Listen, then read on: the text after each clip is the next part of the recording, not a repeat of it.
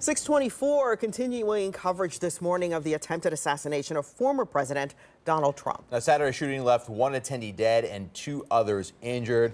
We do know that those two others are listed as stable right now after originally being listed as critical, so we are following that. The suspected shooter is Thomas Crooks.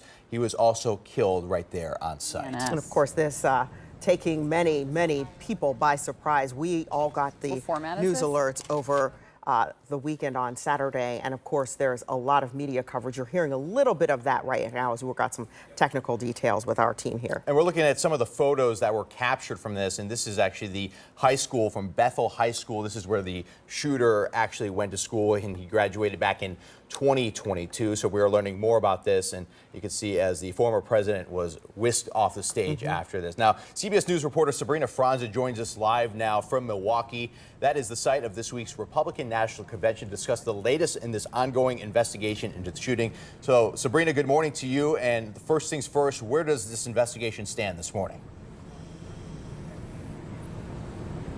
Well, right now, the FBI is still looking into what the official motive was for this shooting. That is the number one unanswered question on the top of everybody's minds. But we do know over the past 48 hours, they have been to the home of this shooter. They found an AR-15 style rifle near his body after he was killed. That rifle, we're understanding, was registered legally to the shooter's father. Still many questions about how he was able to wield that weapon, why he was on the roof at the time he was. There were many witnesses that said that he had been jumping from roof to roof before the shooting happened. But again, that number one question, the motive, still under investigation. And Sabrina, of course, the concern there as the convention gets started this week is going to be security. Can you walk our viewers through what it's like in light of what happened and what you and your colleagues and, of course, people who will be going inside the convention hall will experience in terms of security?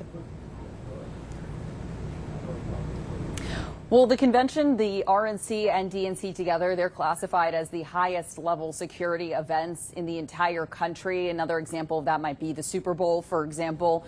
But just to give you an idea of how much it takes to get into the Pfizer Forum, at least where we're standing right now, where all of the main speakers will be, where the delegates will be in just a few hours, it takes about a half hour just to walk from where the security checkpoint is to where we're standing now. And there are multiple security perimeters. There's a harder security perimeter around the convention center, but then another one outside of that, fencing everywhere, barricades everywhere. It definitely is a very tight security situation here, and the tone has certainly changed after the shooting happened this weekend. And Sabrina, that shooting was at an outside venue. Obviously, this is an inside venue. Are there any talks about what this means for future campaign stops and rallies for either candidate?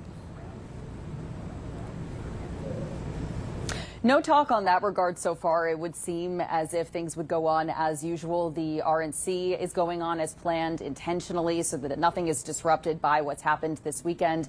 The Trump campaign has made it a point to say that. But what is particularly interesting, and I don't know if this will change anything in the future, is that the state of Wisconsin has rules that say in at least the soft security perimeter, so not where we're standing now, it is impossible for the city of Milwaukee to regulate legal firearms that are entering into that softer perimeter. So people could actually bring their weapons if they are legally able to carry them into that softer perimeter.